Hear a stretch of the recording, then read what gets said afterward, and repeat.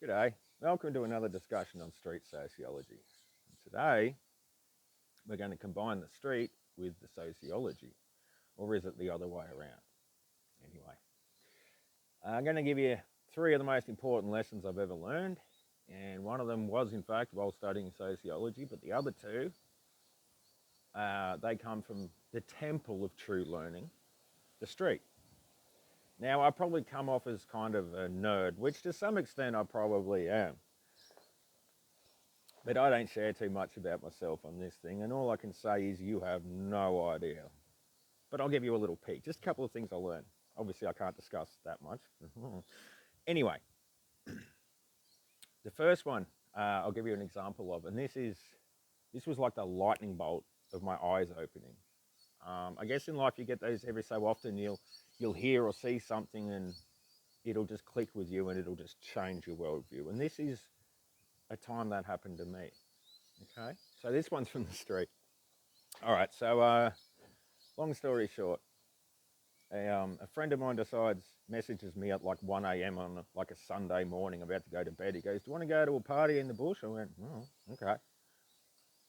So we drove for like 4 hours and ended up at this bush party in, honestly, we don't know where. Probably Gippsland somewhere, Australia, whatever, somewhere in the bush. Anyway, we arrived, and it became pretty quickly apparent to me that there was a lot of there was crackheads and people who may or may not have been involved in the use of drugs. In other words, I turned up, it was basically a party with a lot of crackheads at it in the bush. And immediately I naively fell into judgment. I was sitting around this bonfire with these people, and there was one gentleman who was low on teeth, who was probably on ice, and he was trying to ad lib gangster rap around the fire with that real smooth crackhead flow. So it was bad. It was really, really bad. And I was sitting there, and I was judging, you know, um, what kind of people am I here with? What am I doing here? But I forgot I was a guest in their place, not the other way around.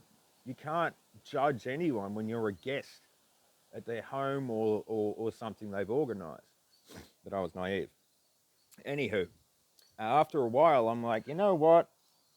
I need to smoke. So I got a smoke out, and I didn't have a lighter.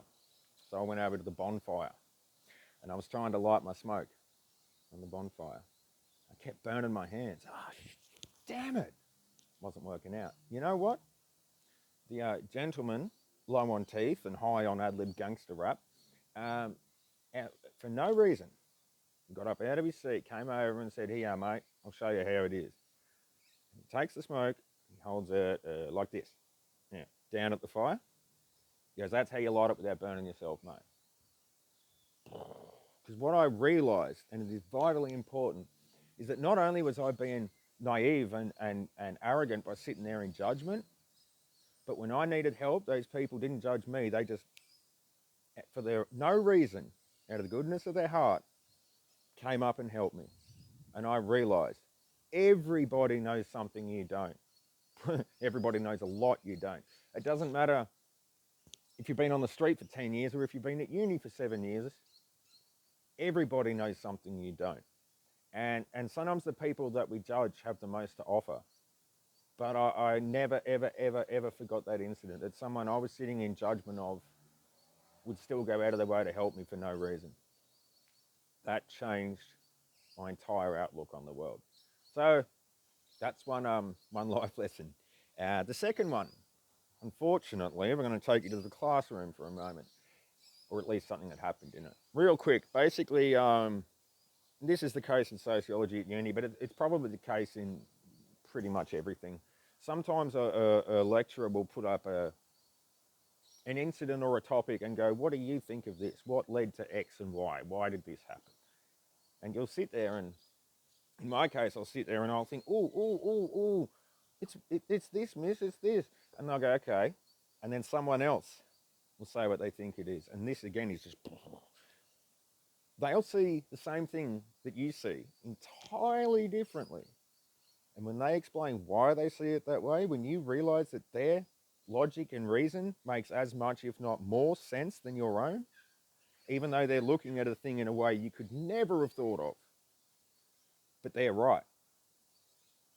If you can wind your neck in and listen, times like that, I just went, holy crap, there is an ocean of knowledge out there, and I am flapping about in a kiddie pool. When you realize the breadth of that kind of thing, you realize the unending possibilities of outcomes, reasoning, whatever. I found that extremely enlightening, which leads to my third point. And this one was definitely a street example. During the pandemic, I won't carry on about it, don't worry. Some good mates of mine that I saw at times who were unvaccinated.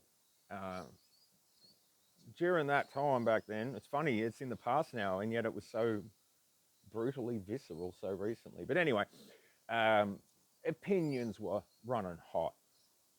And a lot of the people I knew that were unvaccinated were very, very opinionated. And in two cases, be hanging out over the beers with everyone, and things had come to a head. And there was twice, well, technically three times, but two main examples where it nearly ended up in the old. And we don't want that. I don't want that. Definitely not with my friends. But they were so goddamn set that you'd often end up with this, as often happens in times of great fear and stress like COVID. Instead of this, you're supposed to do this with your friends, not this. Okay? Sorry, that looked a bit weird, but you get the idea. Anyway, a couple of times it nearly ended up in blues, and you often find in life it's only when things get to that point that, to an argument, that in the aftermath of that is when you actually talk, and not butt heads, but actually talk. And in these circumstances, two guys in particular who were like, I'll pick my words carefully, extremely committed to not being vaccinated for COVID and against the concept of the COVID vaccine. Very committed. But first of all, they're not anti-vaxxers. That's something I should clear up too. Is we hear this whole, so-and-so didn't get a COVID vaccine, they're an anti-vaxxer. No. They don't want the vaccine for the coronavirus disease for whatever reasons. And I haven't discussed with these people, this goes back to the classroom example, the two blokes that we ended up talking, and they explained why they don't want the vaccine. And it made good sense. It's not just, they actually explained their reasoning, and I went, shit, man's got a good point, doesn't he? And so does he. Do I? Maybe. But these guys came with opinions totally alien to my own, but when they explained their reasoning of how they got there, it all made sense. It all made sense. These aren't anti-vaxxers. They just don't want the COVID vaccine. One of my mates who is an anti-COVID vaxxer or whatever you want to call it, he got a tetanus shot during it. He's not afraid of vaccines. He just didn't want that one. So first of all, we shouldn't call people that don't want the COVID vaccine anti-vaxxers, because most of them are not. They still get the kids' vaccination. They're still vaccinated for polio or MMO, whatever it is. So they're not anti-vaxxers. Let's be clear on that. But again, when they explained to me the reasoning behind their opinions, mind-blowing. What can I say? I suppose that the best way to achieve personal growth, in my experience, is to listen to others you do not agree with, because the reasoning behind their opinions, be it in the classroom or the street, is often as good or better than your reasoning. So I guess from these three examples we take, you can learn something from everybody. Even if they're a crackhead at the bus stop, they probably know where to find old cheese in pizza boxes better than you do. They know something you don't. Everybody does. When you gain that ability to learn from others, when you realize the validity of other people's positions, even in direct opposition to your own, I think that's the essence of true learning. So, no, don't get me wrong. Some people are just dickheads with a big mouth. Maybe I am. I don't know. That's not for me to say. But everyone can teach you something. So, today's lesson, street sociology.